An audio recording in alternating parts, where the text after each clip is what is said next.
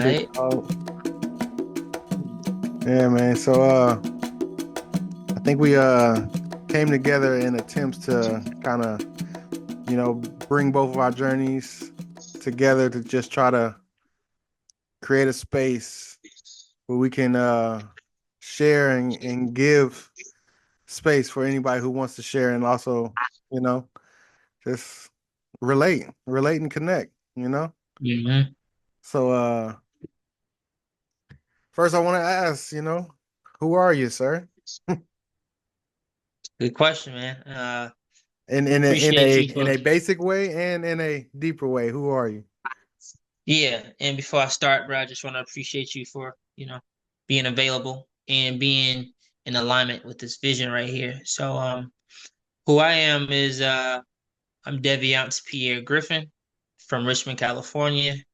Um, I'll be honest with you because you mentioned earlier I was gonna say something about shamanism. Hmm. And I've had many people, call me shaman. They call me many things, bro. And I would say I'm a practitioner, if anything. I Gotcha. study it. I feel connected with it. But as far as being a shaman and understanding what that is on different levels and seeing it personally and researching about it, I would say I definitely fit the category of a shaman practitioner. Mm. So, raised in California, Richmond, California, not just like right between Vallejo, Oakland, and San Francisco. Coach Carter, Um, right? huh? Coach Carter. Coach, exactly. And Coach Carter. I actually met Coach Carter's son.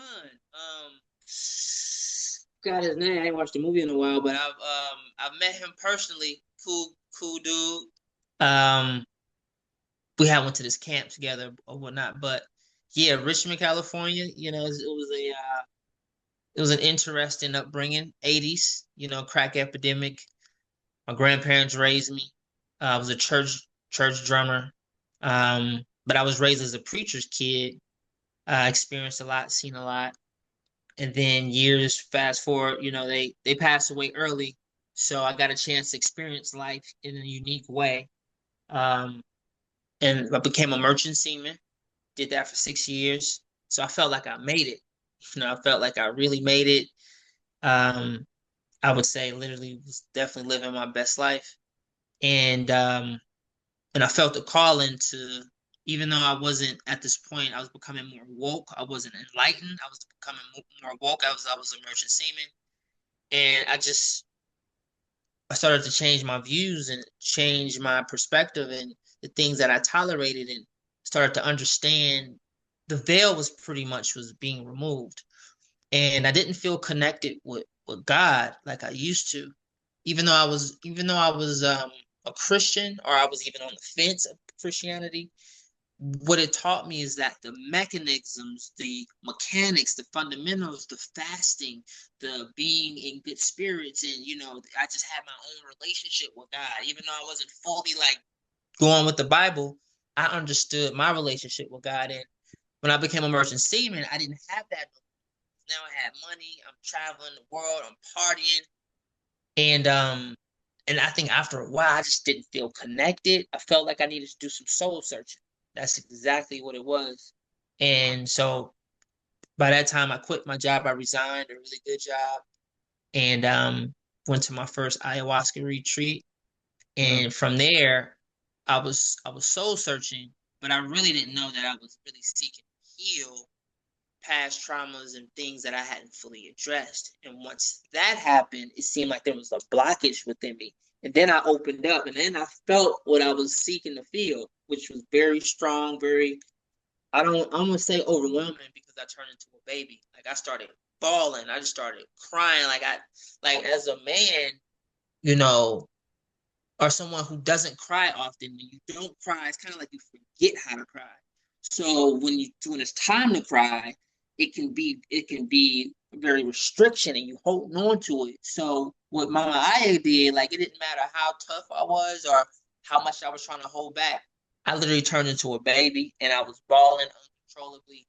And after that, that's when the healing took place, and that's when my spirit guides, my higher self source. That's when it all hit me, and it showed me what I was really searching for, which is how we met in the first place was through entheogens, through plant medicines, through healing, through just because what us talking is basically from that experience. Once it showed me who I am, what I'm here to do, um, and who I'm here to do it for. Mm-hmm. And I took that. I didn't know much. I just know what I had. I had the spark, and from there started cultivating, started really researching and being a part of different communities. And Do you remember what called you ayahuasca? Do you remember like that process?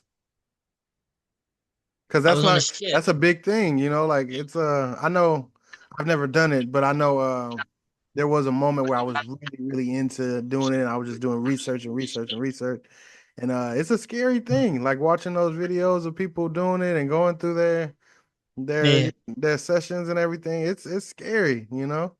So I was wondering like how'd you even get to it? Yeah, I fortunately, I being here in California, I kind of knew some people who knew some people. So I did my research. When I did my research on the ship, I researched soul searching, and then I started Damn, learning about plant medicine.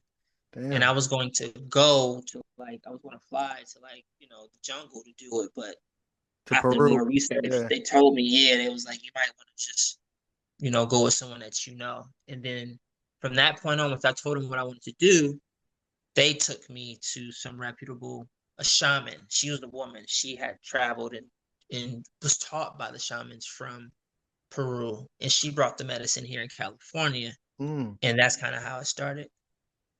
damn, damn. So Yeah, so literally your life went to a completely different direction. absolutely. It was a rebirth. It was a transformation, transcending. Um, even though, and it's the thing, even though I was seeing like all the things that I was searching for, it was a lot of things that I didn't know that came.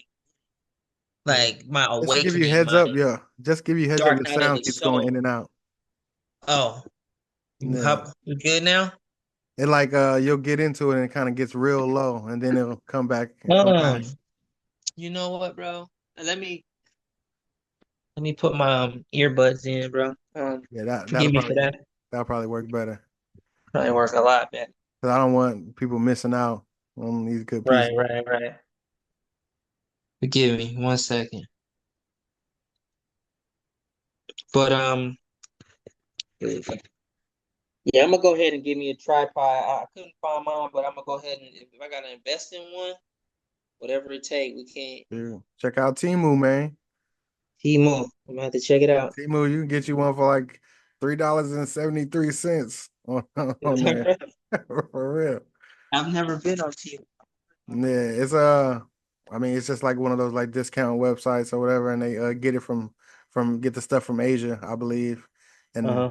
dirt cheap, but it works just fine. So like, if you want to just get something real quick to just have before Mm-hmm. you get whatever you really, really want, it's a couple bucks. For sure. Good looking out. That's the plug. I'm The not trying to do plug. no advertisement or nothing for 'em. Hey, just a brother looking out for another brother. It just Yeah, came out how man, it come out. You know what I mean? for real. Sure. Is Yeah, that better though? so yeah, you sound a lot better now. Okay. So I want to ask, like, even after doing your sessions and things, how many times have you done it? I've done just me personally doing my own healing or just working with others, holding space for others. Your own healing. My own healing with Mama Aya has been 6 times. I've done Yeah. it in a total of 6 times with Mama Aya.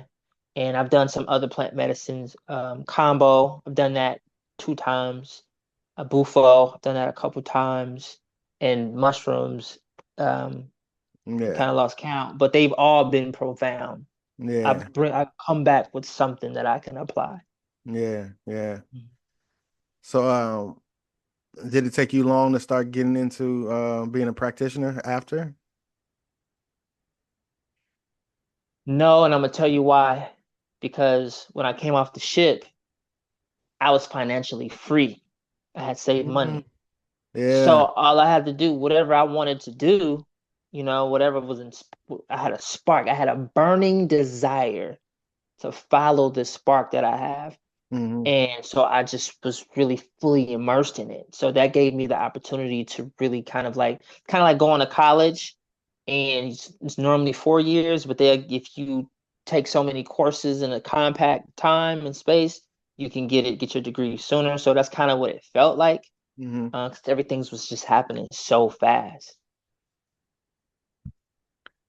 So I mean, I know just how my journey has been. I'm not exactly I wouldn't call myself a practitioner, but I do find myself chaperoning, psilocybin trips and like being there for just help when everybody needs, somebody to guide them through things.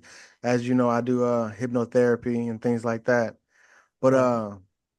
is it scary to you to have that much responsibility? Because like we talked kind of a little bit before, like it's if somebody has a bad experience or if something's going on, like that's a lot on your shoulders. So how'd you develop the trust in yourself and even just the bravery to kind of hop into something like that? That's a good question. And I would say because of my experiences, which I learned later on down the line that everybody was different,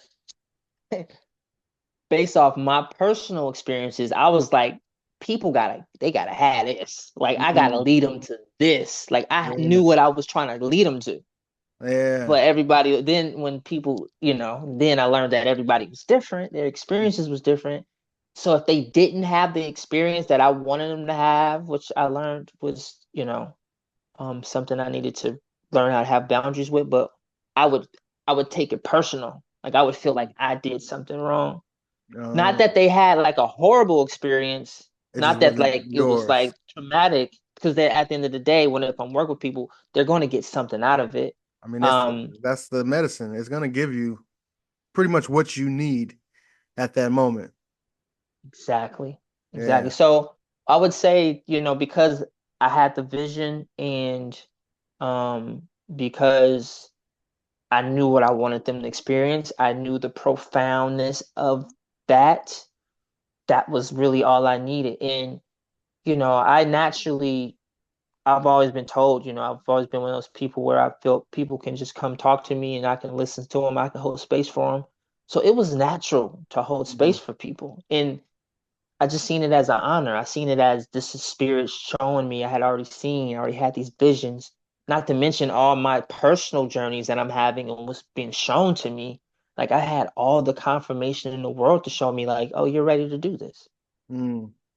Hmm. Yeah, I think it's a beautiful thing. Just, I mean, seeing someone like yourself, a black man, diving into this stuff. Because I mean, for my knowledge and for what I know, we've as black people, this is not new to us, but it's kind of been taken away from us, and it's there's a lot of fear behind all the things that have been taken away from us. A lot of it has been demonized, and it's been an alternate picture has been painted over a lot of the things that we're kind of in tune with, you know especially through religion and all everything. So I mean, Absolutely. one, I just want to commend yourself, commend your journey, man, because that's a beautiful thing. I think it's an amazing thing to have you in that field, you know but so I kind Appreciate of it. want to also get into the actual experience itself. Hmm. What did you experience, for somebody who may not know much about ayahuasca? And I know their experience isn't going to be exactly the same, but and I know just from my experiences with other things, like I've done bufo and psilocybin and other things like that. Sometimes it's not even something you can even grasp afterwards. You're kind of Hmm. trying to explain the colors that don't exist in a sense, Right. but if you can you tell us your experience? Um, Yeah, I'll definitely do the best I can. Now, you know, with Aya, I've learned that not all Aya is the same. They have different types of Aya. They Mm, also have different potencies of Aya, right? mm, So they're not all the same. When I started, who I was working with, the Aya was pretty potent.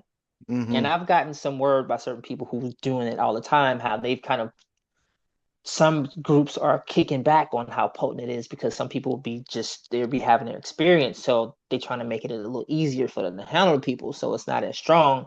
This is what I'm hearing, but for me, my experiences with Mama Aya, it was heart opening. It was me really tapping into my inner child in Mm, um, blockages, things that I needed to heal. Um, the Mama Aya, the you're definitely going to purge, and before I actually worked with the second shaman, the first, no one told me, like they encouraged me to purge. And before doing I was the type of person where I didn't like purging. Like it yeah, was, so I you're trying felt to like it hold was it one of in. the worst things in the world. So when people go up and they get their cup and they come sit back down, you get yours, you can just hear people just, ugh, like they Mm. going through it, and you just like, oh, it's about to be me. So, so it's, when you try not to throw up, you start trying to control how you breathe in, right? Because you're really supposed to be taking deep breaths, but I'm breathing all shallow and stuff and just in my head. But once you finally just let it out, once it finally comes to you, me out in my case, just man up and just let it be what it needs to be. Once you regurgitate, it's on and popping. So there's this, you just kind of break through. And then for me, whatever I'm dealing with at the time, so whatever's in my spirit, whatever's been in my, whatever my programming is, whatever my beliefs are, however I see myself, it seems whatever I need is what's going to pop up. And things will continually pop up until I release it and let it go. Like letting go is very important.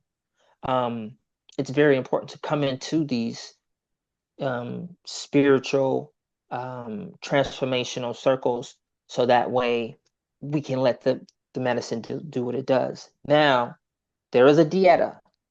So some are different. What's that The mean? dieta is basically, yeah, I was gonna let you know, the dieta is like a diet, but dieta in Espanol, Mm-hmm. dieta. So they'll tell you that just very strict. You can't do certain things. Like they don't want you smoking cannabis. They don't want you having sex, right? It's said that Mama Aya, her energy doesn't mix well with sex for some Mm-hmm. reason. So they'd say, you do that, you refrain from that. Um, and so that way when you come, when you show up, you're ready. Mm-hmm. So that's one thing. And you will have, for me, my experiences, when for me, the circles that I've been to, they have music. So one of the shamans, she played so many different instruments. Listen, Mm-hmm. the music is a big deal, okay? Mm-hmm. Because it's pretty much driving you, and it's you can feel what every song, like it takes you and it brings you back. Um, I've had experiences where I just curl up. Some Mm-hmm. people sit straight up and they're taking it, they're warriors, and I'm just like bunched up like a little like in the Fetal fetal position. position, just Yeah. just just like and um I feel like now I probably could sit straight up, but who knows? Like you will be exposed. Whatever you are, like if you feel like a lion, but you're really a koala bear, it will Yeah. show and it's Yeah. okay.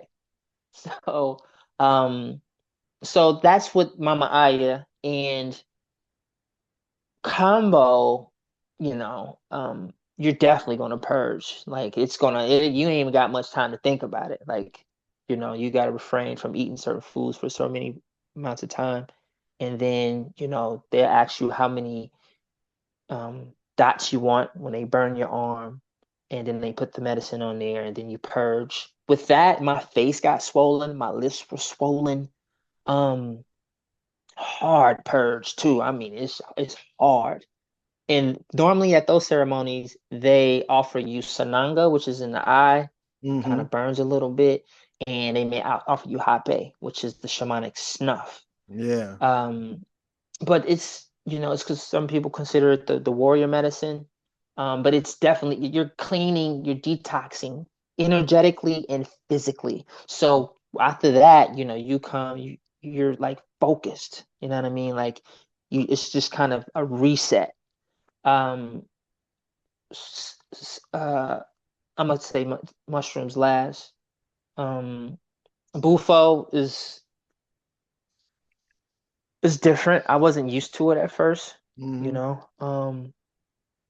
But eventually I learned to build a relationship with it, and because it's more intense, it hits you different. Everything else just kind of gradually just shows up.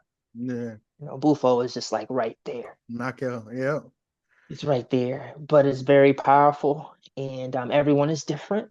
Mm-hmm. My experiences is not like everyone else's experience. My experience is more like release for me. Like the last time I did it, it was more of a release. It showed me that I needed to open my chakra, more my throat chakra, and I need to express myself a lot more. And allowed me to it just felt like this great energetic aura chakra type of massage. And there's different type of bufos. There's just you got DMT and you have bufo, right? Mm-hmm. So, I don't want to get too deep into all of that, but there is different Mm-hmm. in all of them. And but they do what they do. Um, and I want to also say San Pedro. I've San never heard of Pedro that. is a cactus, so that's mescaline. Mm. So it's a Okay. cactus that grows, and it's all over here in California. Is that similar to And peyote? exactly. So it's kind of similar but different. Peyote, um, peyote is getting to a point where a lot is, it's not a lot of peyote out there. Right. And, a lot of people was just going crazy picking it. You know what I mean? So at this Mm-hmm. point of time, I have never done peyote, but Mm-hmm. I've heard about peyote, and, just to respect the culture and what they have, going on there. I don't, I just kind of stick with the which medicines that call to me, unless peyote calls to me. But San Pedro is a cactus. You can get that. It's a great plant medicine. It's a little bit more. San Pedro is considered the grandfather, Hachuma, Mm-hmm. Hachuma, and um, Aya is the grandmother. And the Mm. grandfather is a little bit more gentler. It lasts a lot longer. You normally do that in the daytime. And Really? peyote, San Pedro is a very beautiful, euphoric teacher, transcending experience as well. And these are Mm. things that, these are medicines that we all kind of have access to. Mm-hmm. But it is highly recommended to, work with someone that knows what they're doing. But there are certain people like myself who feel called and feel like I could just go online and learn a lot of these things and start working with it. Because I prepared it. Like when I first did it, like I went and bought a cactus, I dethorned it, I learned how to do it, I prepared it, and I did it. Damn. And I didn't do a whole lot, but I did enough to have a very profound experience. And it felt like when I did that, it felt like the universe, my ancestors, spirit guides, they're always just like, what took you so long? Like, we've been Yeah. waiting on you. And Yeah. I just remember having the biggest smile. It was beautiful. Like fireworks were going off in my head. Every thought that I had, because I had a lot of questions. I was young. I was still like a novice. And every thought that I had was confirmed immediately. And it was like a knowing that was so deep that I couldn't explain. It was like, that you know that you know that you know that you know. If I ever question it, it'll confirm that you already know. Mm-hmm. So that's been that. And with the mushroom, of course, like Wait, before you go to mushrooms, how do you consume the San Pedro? um so there's different ways to consume it. You can consume it in a powder form, you can consume it in the liquid, which they normally probably like 4 to 6 hours or whatever, how they prepare it. And you put it in water, you let it boil down Mm. until it turns into a liquid. And then people, that's how they consume it. Mostly they drink it. Mm-hmm. But you can dehydrate it. You can chop it up, put it, in a dehydrator. Some people put it in the oven and powder it, and you can make capsules that way, microdoses. Mm. And if you really want to, some people can also um, put it when they're boiling it, they'll let it boil down till you can't boil it down till it's just tar. And if some people can do it that way, it's just hard tar, and that's another way for people to consume it as well. Damn. Hmm. Hey, I learned something new. I've never even heard of it. So thank you for that. Oh, for sure. I'm happy. I'm happy to Yeah. share. This is good information. And when I learned about it, I was just blown away. Like this Mm. is like like I mentioned to you before when I went to my first ayahuasca ceremony. This is what it felt like. Like I was in spirit. Like at this point, it was pure ego death, right? It was pure ego death. My ego was nowhere found. It was just pure spirit. And like it's like it felt like my ancestors were coming through me, and they were like witnessing, like I was a channel for them to come through and express how they feel about all of the plant medicine and all the people that were involved in the plant medicine. So I was pretty much, there was another brother there. He was from Africa, but I was the only brother, like, from the hood, like there. And it was a part of me that felt very conflicted because I had to heal what I had to heal. I'm healing grieving, I'm healing the loss of my parents, I'm healing relationships, I'm seeing certain people in my life that I need to, make more of an effort to build. And I'm like, wow, I healed all of that. I didn't know I needed to heal. I know people that got way more stuff to deal with than I do. So it was a part of me that was like, why is they being able to take advantage of this and enjoy it and we can't? Like I know people, I could count on my hand how many people need this. So, with that being said, that was a spark of me to feel like I have to represent, like I have to be someone that people can look at and just be able to relate to just from our background. And I have to be a, a way shower and bring this to those who are seeking. You know what I mean? So it's really a pleasure and an honor. So, but to the mushrooms, um, mushrooms is so I would say it's my first love, basically. And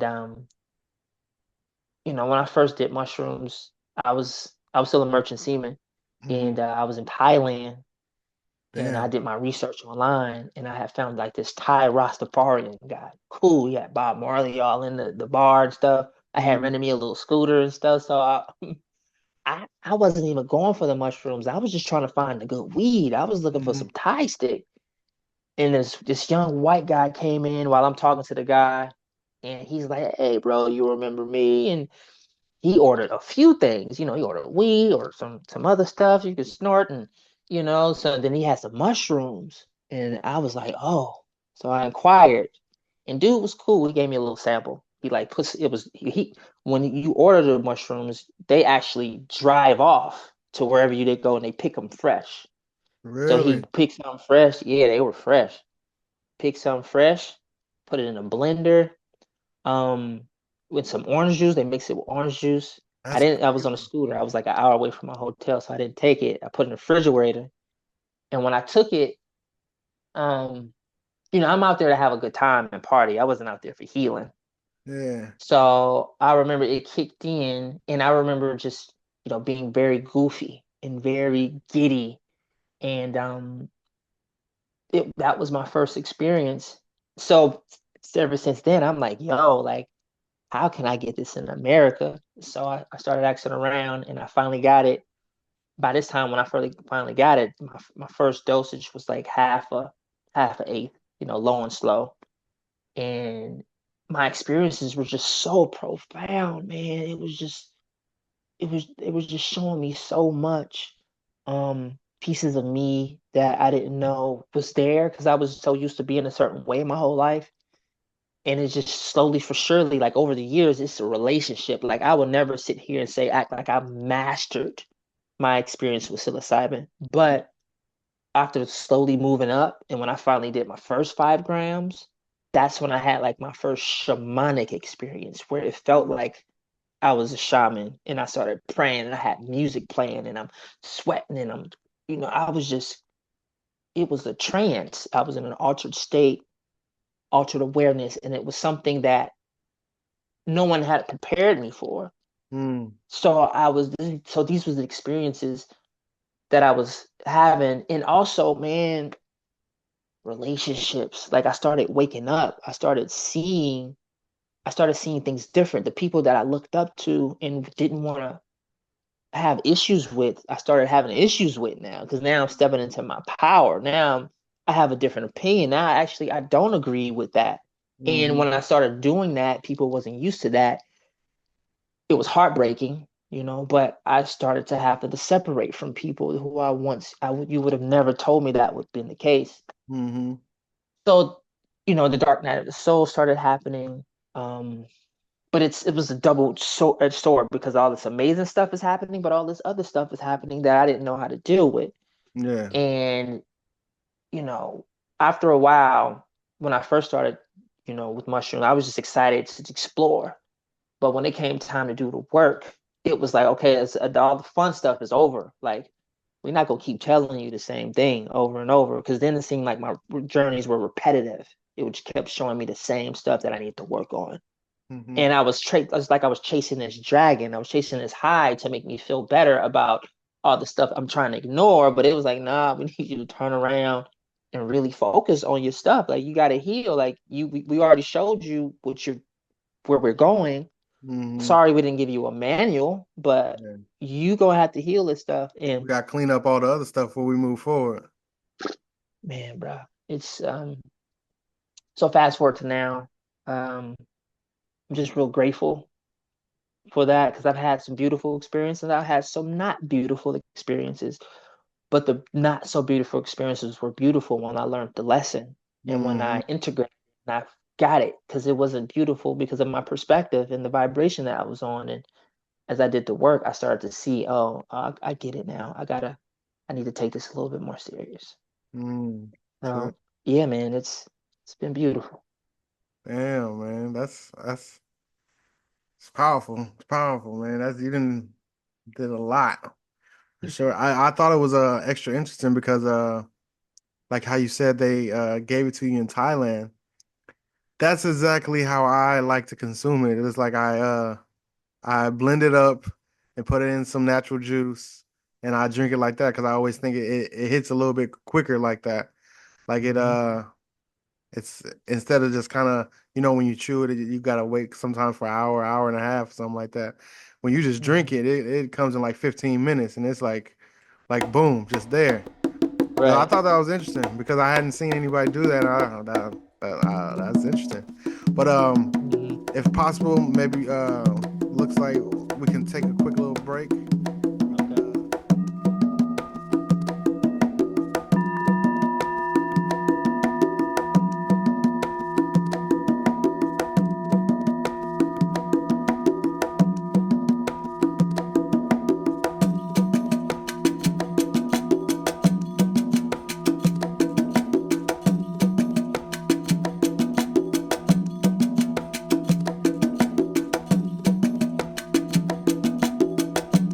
So man, I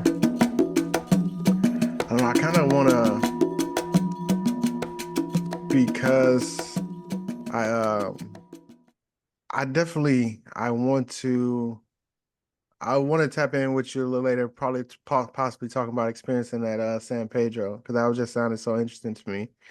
But also I kind of want to dig into what it was like being a practitioner and what you were seeing, and how was that journey of offering the medicine to, people like us, people that come from the places we come from, and how's that been so far? It's been great, because it's all a part of the vision that I had of me doing it, so as far as like the visions that I've got during my own experiences, how I've been shown like this is what I'm gonna be doing. I've worked with family members, I've worked with friends, and I think my favorite has been those that grew up with, like those who I knew grew up in the type of environments that I was in. I just so happy that they get to tap in and heal some of that stuff, because especially, so many people hold so much in. I would say everyone's different. Like I got some people I've worked with that was really in the streets. Like they was like, you know, playing with, with all type of um dangerous situations, guns, drugs. And I've noticed that those who've been through the most, who've had to like really be tough, like they had to be tough to survive, for them, it's a little bit more um challenging for those who they've suppressed their emotions so long. It could be a little bit more challenging for them to really allow the things that are trying to come through the heart out, you know. Mm-hmm. Um, but I would say me being there and kind of coaching them and just ensuring that it's okay, like, in my own little way, not in some like I hold space. I'm firm, I'm stern, I'm there with the masculine energy, but that just my whether it's my tone of voice, whether it's just me confirming to them that it's all right, and being able to see that happen and then allow their suppressed emotions and their wounds, what I mean, their inner child to come through and express itself is a beautiful thing because everybody's different. You never really know how they're going to express themselves, but one thing that my main focus is for people to get tapped into their heart chakra, tap into their heart space, regardless of what's going on, regardless of what's going on in their life. My goal is always to help them tap into the heart, which then will become like the driving force of their experience. And what I Mm-hmm. do is I have a playlist that I use.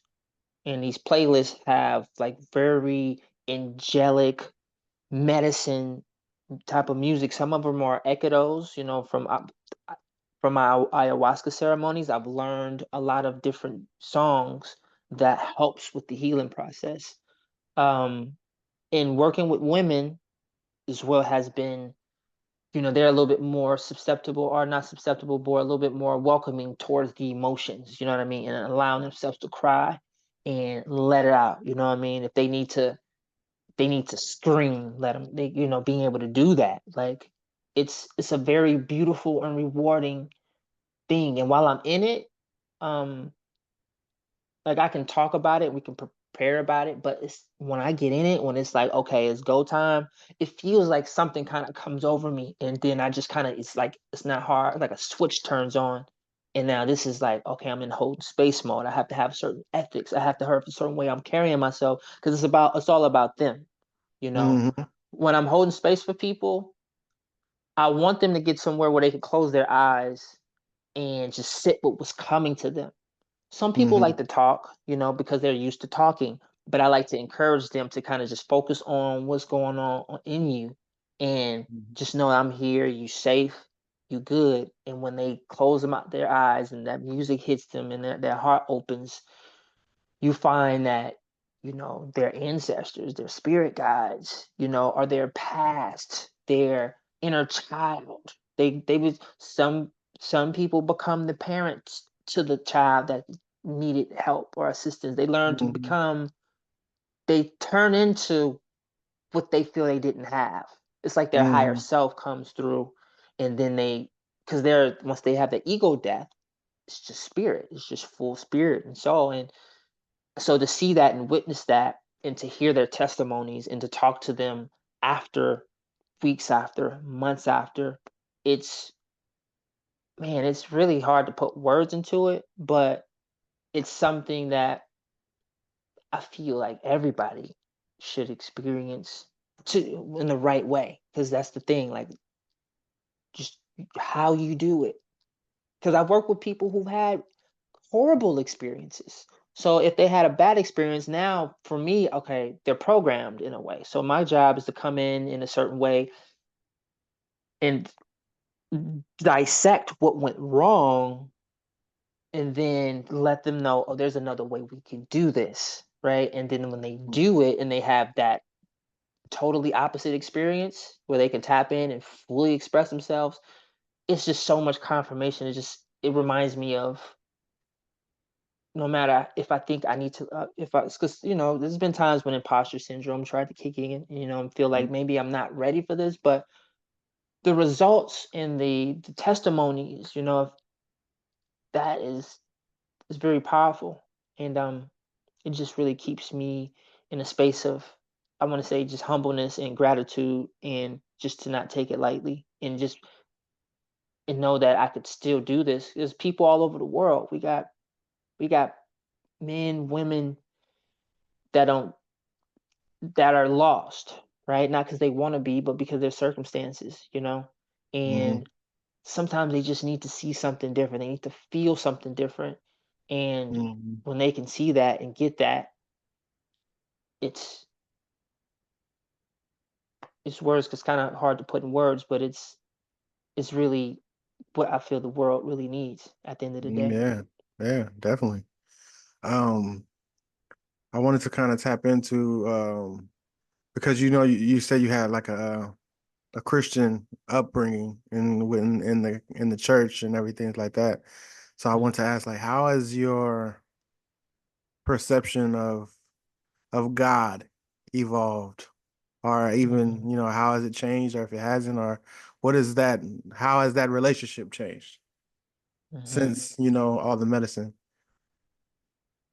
It's changed drastically.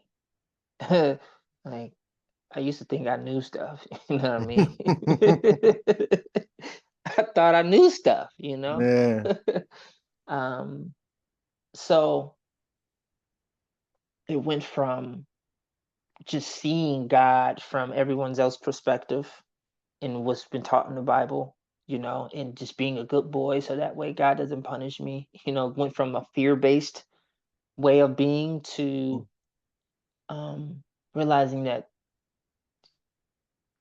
first of all, fast forward to now, understanding that I am source. Source was within everyone, every last one of us. And I tap into that with my own work, through my own intuition, through my own relationship. And so now I went from, it felt like a box, to outside the box and experiencing God on so many different levels.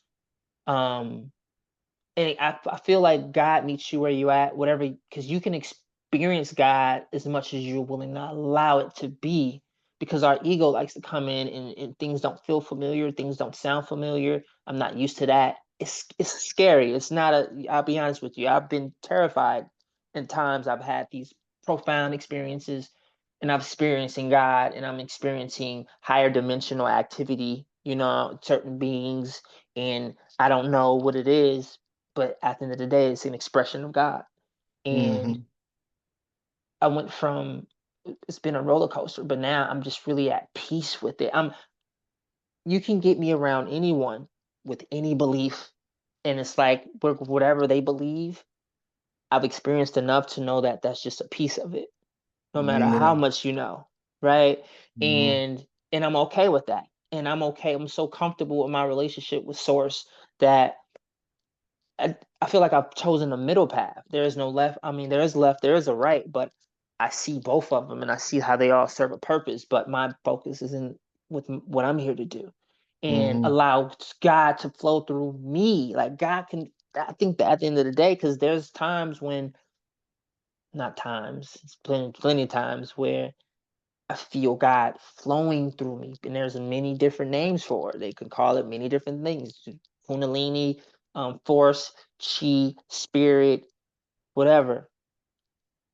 When I feel that, I know that, and when I see what comes out, what the results are from that, it's confirmation that regardless of what's going on in the world, if I could just stay connected to Source in that way, that and allow Source to show me and flow through me, and also me being my own creator, God, because I have free will, right? It's not me like praying and hoping and, you know um being a slave and feeling Mm-hmm. bad, feel like God is trying to torture me. No, God is, for me, God's Source is saying, okay, you got to understand how this works. There's laws to this, there's rules to the game, you have to understand it. And then once you understand it, then you can figure out how you want to play it. Mm-hmm. But first, you need to know who you are first. Right. You got So, to identify your piece on the board. so, this might be a very long response to your question, but so my relationships vary I would want to say unshakable at this point. You know, it's very Mhm. unshakable and rewarding and fulfilling. And it's Mhm. and even with my experience with God and Source, I would never tell anyone that this is how they're supposed to experience it, because Mhm. you're supposed to experience it how How you you're experience? supposed to experience it, Yeah. and let that be something that no one can take away from you. Right. Right. Right. Um, that really like guides into like my whole goal and my whole like I truly want to I want people to one feel safe with this type of knowledge and Hmm. also not feel separated by being in those two s- groups or categories, if you would call it, like like you being from a Hmm. Christian background and then Right. developing into kind of a more self and spiritual background, which you have now. And I just want people to realize how it's all the same thing. It's just a certain understanding from a certain point of view, Hmm. and I think as human beings we've hoped for a guidance or a book to give us a point of view so we can understand something that's not necessarily understandable, but with your whole experience and your journey thus far, I think it really shows that it's you have to learn how to teach yourself. And because nobody can really teach you the way you need to be taught. And your relationship with God has to come from a relationship with yourself. Hmm. And if you're letting those things separate you, you're separating God and yourself, when it's all one thing. And I always like to look at like how people look at it as we say the universe and things like that. And a lot of religious people they're not a fan of using the universe because it changes their derivative of what they feel is God. But Hmm. I mean, when I think of the universe, and I think it's God is even bigger than that, because if there's a universe, there's a multi, and then there's all types of other things. So if Hmm. source are the all that is, we have to realize like the more you pull back, if you're looking at the universe and you look at our planet in your mind, the more you pull back, everything is part of that universe. And the more you pull back, the smaller things get. The you get to see how much everything is just part of this whole huge existence that we're in. Hmm. And we Hmm. and I think I don't know, I feel like that just the idea of that makes me feel a little bit more connected with everyone around me, because we're not that separate. The Right. the more you look at a macro scope of things, it's Hmm. not, oh, I'm this and you're a Muslim, or you're this and you're that and you're that.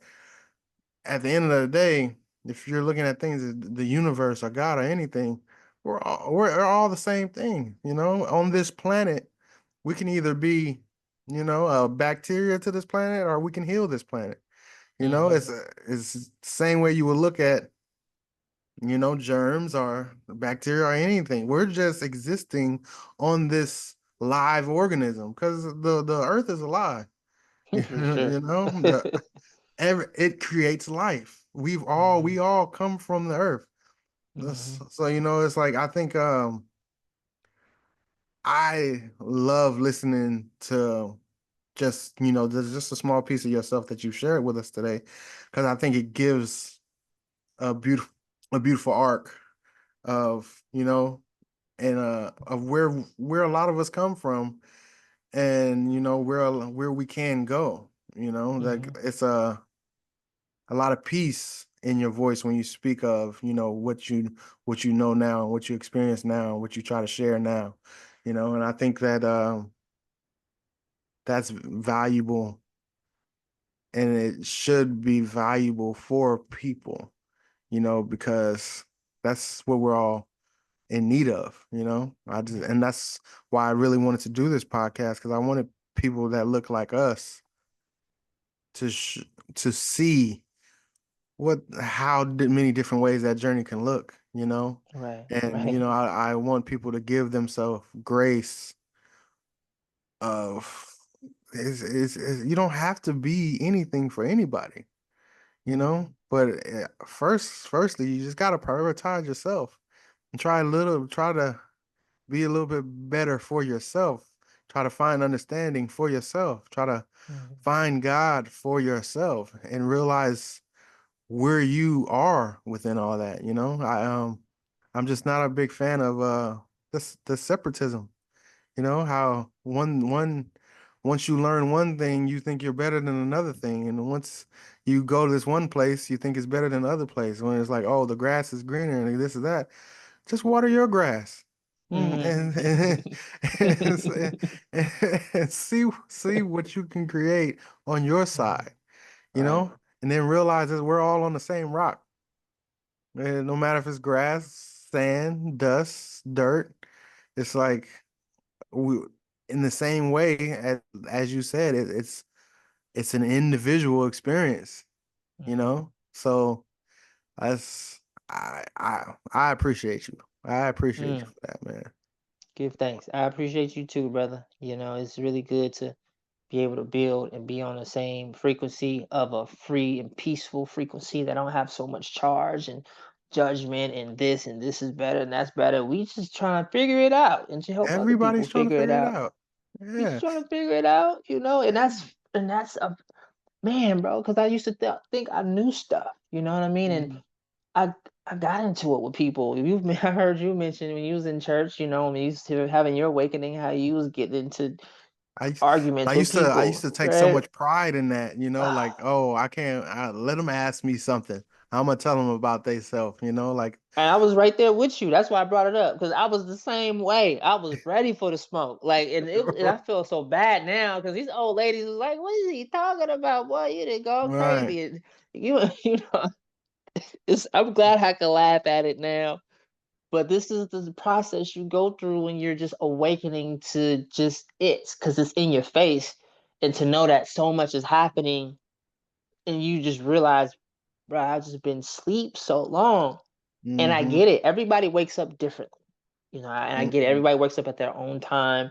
And so it's taught me that just because I used to feel like if you're not woke, you need to be woke. Like I feel like I had to be the one to remind them Mm-hmm. that you need to wake up. And I've learned to really just accept people for who they are. But I'm at a point where I will not tolerate others to not accept me either. Like I'm okay with certain people, not you don't have to accept me, but like if I care for you and I want to have a healthy relationship with you, it's important that for me to let you know my boundaries. You learn that type of stuff, and I feel like I can get along with anybody, no matter I could talk about politics, I could talk about um religion, I could talk about any and everything because really the only thing that matters for me is okay, well, what can we agree on and what's the solution? And what are you gonna do about it?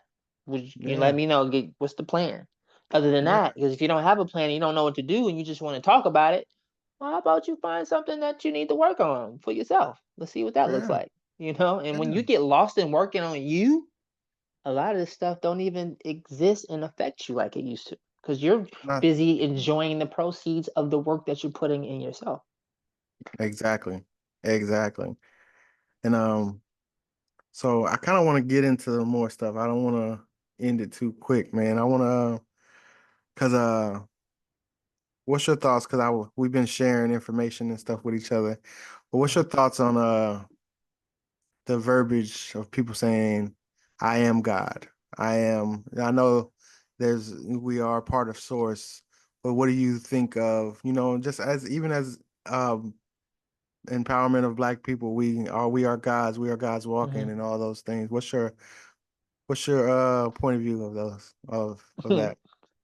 That's a good question. Um, I'm gonna go off because I've had my different ways of going about it. So I'm gonna just tell you my personal experience. So when I was becoming woke, I wanted to feel like, is there other people out there like me? And people Mhm. had truth, and then I'm learning, yeah, I was one of the people. Yeah, I'm a god, right? Rightfully so, because I'm learning. We're gods, and And then I realized as I got older, I was just operating from ego, me personally. And then I'll talk about everyone else. And then I realized, I think I, then I realized, no, no, no, no, no, no. I'm not God. I am a expression of God. God is in me. I am my own individual expression of God. So, which I guess you can technically say, yes, I'm God if you want to, but I felt like I needed to have a humbler approach so that way I can always make sure that God is running through me because I don't want to Mm-hmm. block God from being the most assistant that source could be. Because if I'm feeling like I'm God, then am I really looking to God to assist me in ways that God can assist me? Am I putting it all on my shoulders? So that was my personal experience. Now, when it comes to everyone else, I prefer people not to call. I mean, if people call me God, and things like that, what's up, God? Like, as a greeting or something like that. Yeah, I respect it, but for me personally, man, that's a big title to have because sometimes we could just want to empower each other and we Mm-hmm. can say gods and gods, but when you think of a god, when you think of a pharaoh, when you think of someone who has, when you think of the definition of these, and just so we're clear, anything could be a god. I mean, you could make a chair a god. You can worship a chair. If you worship Mm-hmm. that chair is your god. Mm-hmm. But for me, when I see it, I feel like it's a gateway for people who may not necessarily be fully walking in that path, walking in Mm-hmm. that light, to have something that's empowering for them to be on a collective consciousness or agreement with. And so, not saying, and I'm trying to be neutral with it. I'm not trying to say yes or no, whatever. I just feel like it's a ability for people to um, dismiss the work that it takes to be whatever a God is supposed to be. This in my way, right? Very much so. And Yeah, I but I'm agree. not here to judge anybody either, right? I'm not here to Yeah. judge anybody what they do because that's between you and God at the end of Yeah. the day. But Because for me, I agree, uh, uh-huh, and but I'm also one of the people who like to. I feel like it's empowering when I speak to young brothers. I say, "What's up, God? What's up, all?" Because I want you to see yourself as bigger, But I also completely agree because, I mean, one of the notions that made me kind of start saying things like that was when I would think about just what's God in the Bible, what's God to us, and all those things. Those things, the way I looked at that entity helped me make decisions for my life. Like if something's going on, I would think of like, would God be jealous about this situation? Or would he give it grace? Or would he mhm, argue with this woman? Or would he understand where she's coming from? Or would it's I would use it as a focal point in a sense to give me strength in knowing that there's always alternative routes. There's a greater way, like the same way maybe people would do with the what would Jesus do slogans and things like that. mhm, But mhm, I also very much agree with what you're saying because I mean also I've done some research and like the word God comes from like a Greece word that is a blonde-haired, blue-eyed deity that mhm. represents. So just that word comes from something that we might not even had a part of. Like we don't Right, right. even we might not even know what we're saying. So I honestly appreciate your perspective right there because it also even opened my eyes towards that too. But Mhm. yeah. Respect. I respect your perspective because, at the end of the day, we're building on this, but the short answer to that is whatever empowers people to become the best version of themselves. Like that's what really matters. Hmm. If you operating as God and now you're making better decisions and now you're operating and I feel like if that's the case, having something like that, you want to walk in it, and that's versus just having a title just to be a part of a fad, like really stepping into what that is like, Yeah. embodying that. Yeah, because I mean, also I think before I even did that, I had to grasp what was my belief in what God was anyway. It wasn't like how they say, it wasn't a jealous God. It wasn't Mm-hmm. a punishing God. It wasn't those things. It was, the beauty of the essence of God, of the creator, the just the everything, the non-controlling, like in the same sense, even if we look at how people look at the Christian God, like I don't believe he would be up there controlling everybody as puppets and everything. We're giving us free will and letting our actions create our consequences and all these things. So something like that gives space for things to be what they are, no matter how, if you would say, good or evil or whatever's going on. It's a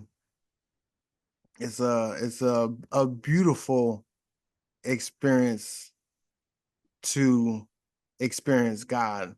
It's a understanding. It's a patient. It's a loving type of thing. Because I Mm-hmm. believe God and love, those things that are they entwine with each other. It's a part of everything.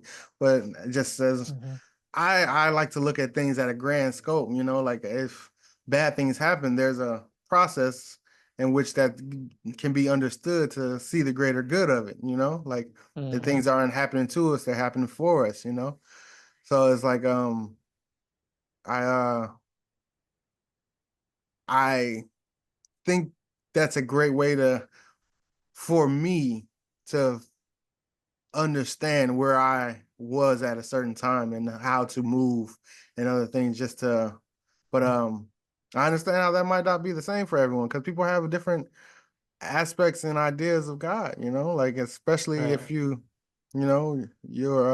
indoctrined into a lot of religions. Sometimes they have stuff that says fear God, and they have stuff that God's will judge me and all these other things and all very Mm-hmm. human type characteristics that we put on Right. God, But 3D.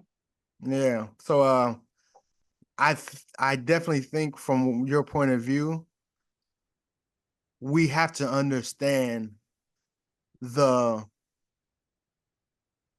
the vastness of what God is Mm-hmm. before taking on these titles, and taking on these type of things, and then also we, like I was saying, we don't even know what that word might actually mean, you know, like, Yeah, that's a good point. I'm a big fan of etymology for sure.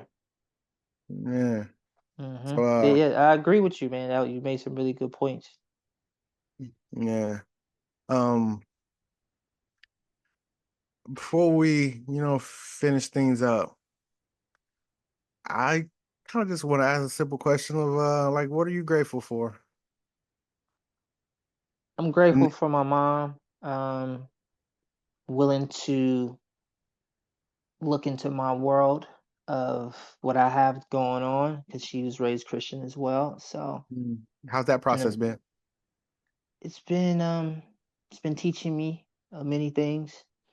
But we had a talk last night. We talked about some things, and I'm seeing how the things outside of religion she's able to tap into and see the benefit of it without it being dogmatic, without her being afraid of it. So I'm really grateful to be on this journey and allow her to witness it. Mm, I What love it. I about you, love brother? it. I mean, first off, if we're, to bring up people, I'm definitely grateful for my wife. It definitely taught me what unconditional love means, Mm-hmm.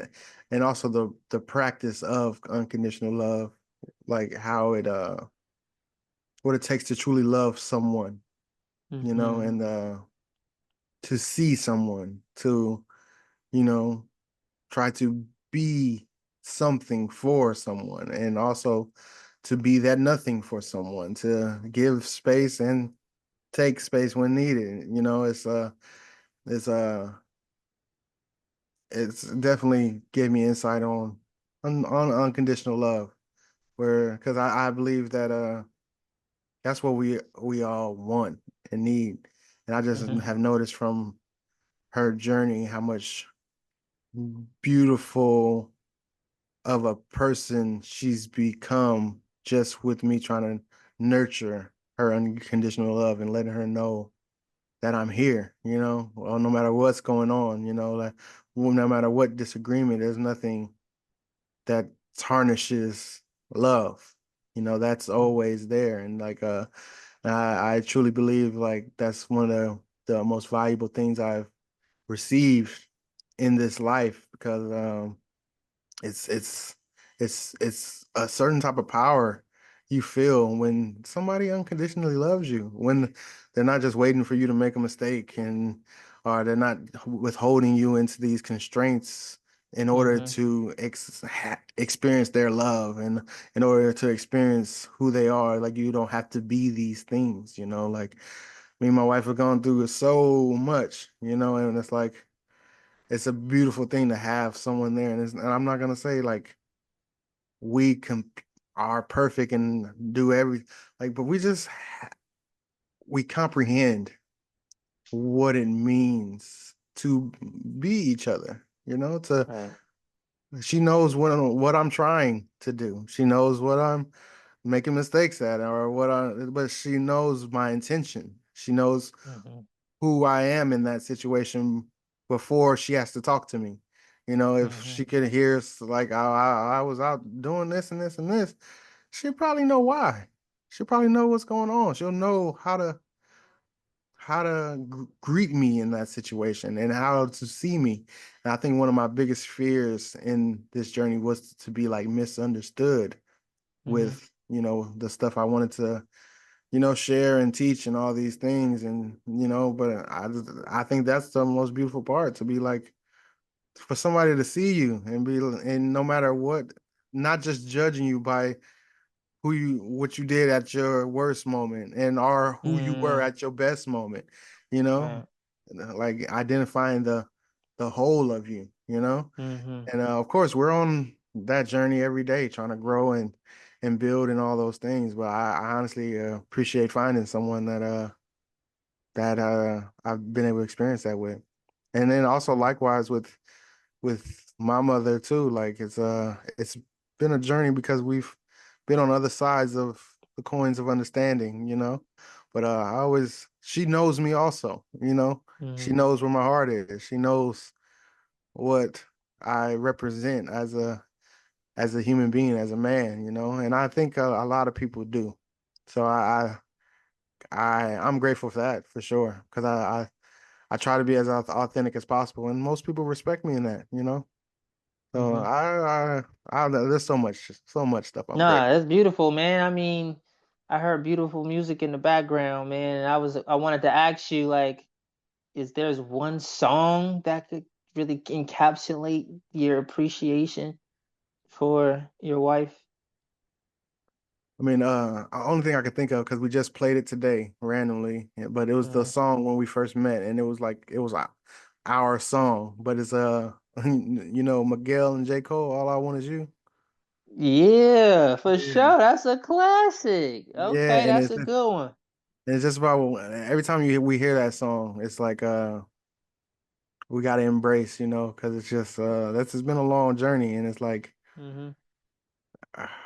that's all. That's all I need. Yeah, I yeah. and before I met her, I always used to say I want because you remember Snoop used to do those interviews, the newscast interviews, like the GGN.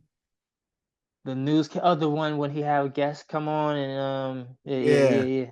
and he would always ask the question like, "What do you look for in a woman?"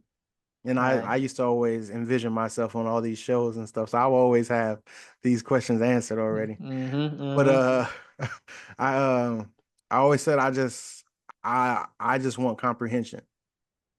I just want to be understood and to somebody to comprehend what I'm saying. They don't have to agree. They don't have to obey. But just comprehend. Just understand. And understand where it's coming Mm-hmm. from. And that's all I can really ask for.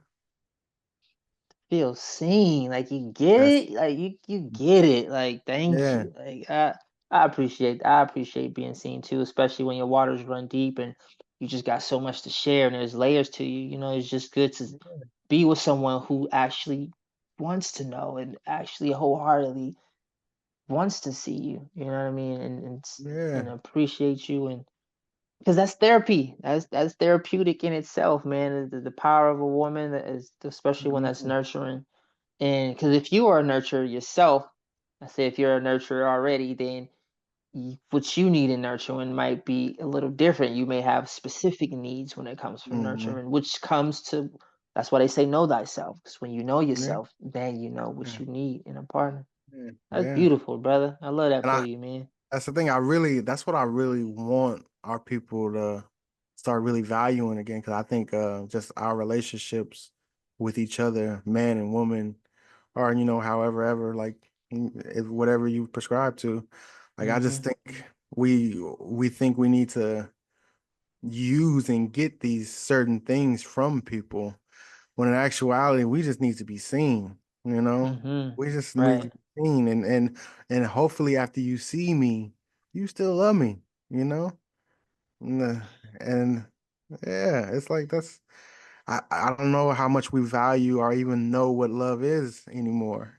'Cause I couldn't we've been together for 14 going on 15 years and I couldn't imagine like hopping out there right now, and trying to see someone in such an era of I only let you see what I want you to see type of thing, Mm-hmm. And it's like and people are feels like so like there's like this false vulnerability going on. Like everybody knows the right things to say. We have this therapy talk and all this stuff, but it's not Uh-huh. really, we don't really show anybody who we are because we're Mm. scared of it.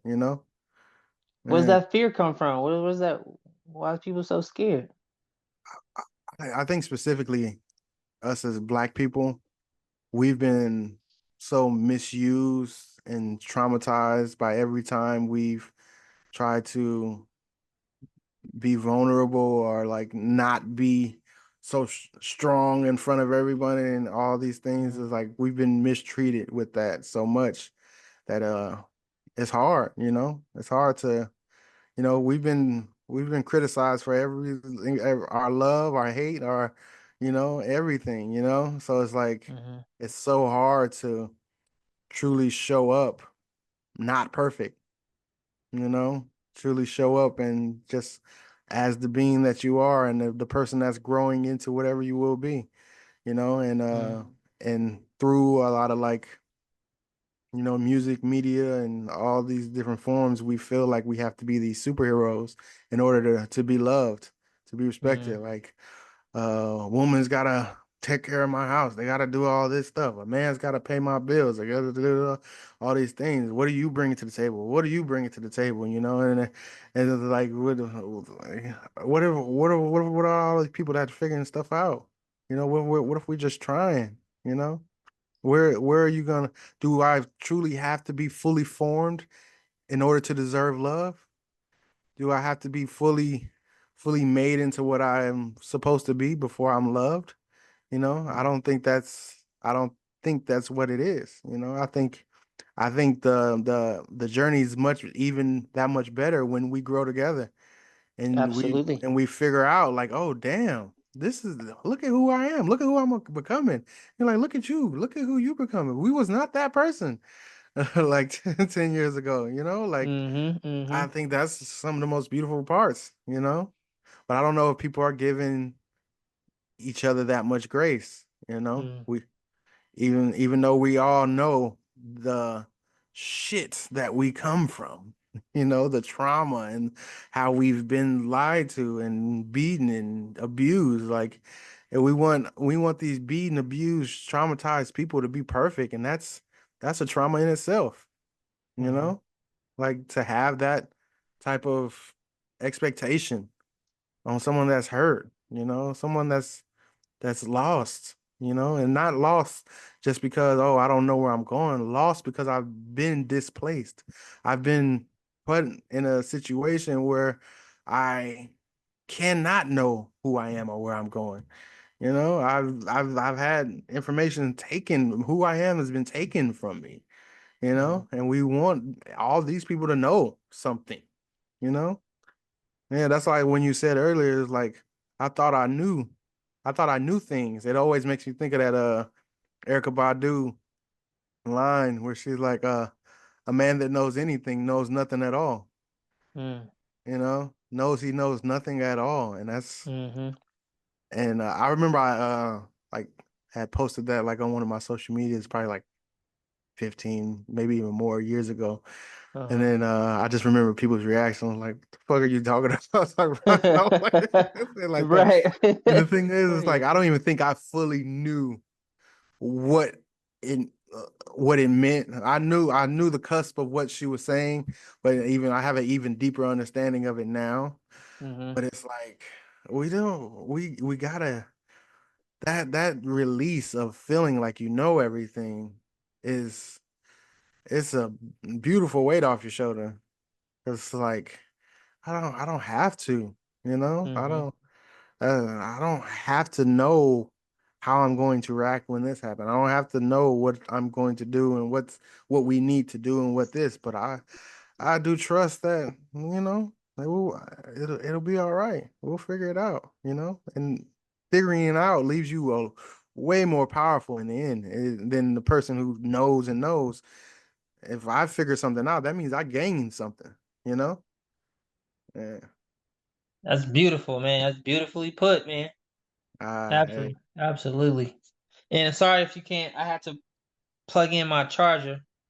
And Oh no, all so good. if you can't, I'm trying to make sure I talk clearly. But it's beautiful, man. Love is a beautiful thing. And when someone can truly see you, and when you learn these like as I got old, when you get older, lyrics, like I like to listen to some of the old school songs and then when I listen to it with my understanding now, they hit a little different. Like Hmm. it becomes like a revelation at that point. Like these people were ahead of their time, because I didn't get it. And Erica Badu is a good example that she, ever since growing up, she was a big part of, maybe it was her style and her voice and just the aura. She's a Pisces, she's a water sign, so she's a nurturer. You can just kind of feel that in her music. And so that was a very good line right there, for sure. Yeah, yeah, and it's like Erykah Badu used to say so much stuff that I had no idea what she was talking about, and it's like she was. I mean, that woman had to have had like spirit on her, because the stuff she was saying was so in tune and in depth, and it Hmm. was like even I don't every if you just look at all the songs, like it's like she was on another level, and For sure. yeah. But yeah, I'm not gonna keep you all night, brother. I appreciate your time and your Man, this is a wisdom. pleasure. Yeah, this is likewise, brother. Likewise, I Man, appreciate this time, man. And 'cause it's been a minute since I've done any podcast or anything like this. So to kind of like, dust off the cobwebs and in this manner with a good brother who's, you wear your heart on your sleeve, man, and that takes a lot of courage. And that becomes a mirror to me to continue to do the same thing. yeah, I mean, likewise, man. Your journey is truly a empowering and beautiful thing, and just in the aspect of what I do and what I plan to do and help people, it's definitely inspiring, Mm. So yeah, I appreciate you, and I look forward to even more of these conversations and on all types of topics and see where this takes us, Yes, sir. Like I'm Mm. with you, bro. Thank you, bro, again. I'm looking forward to it, man, and this feels definitely like a big step towards the future. For sure, for sure. Mhm. I feel great. Likewise. All right, brother. All right, man. Peace, man. Likewise. All right.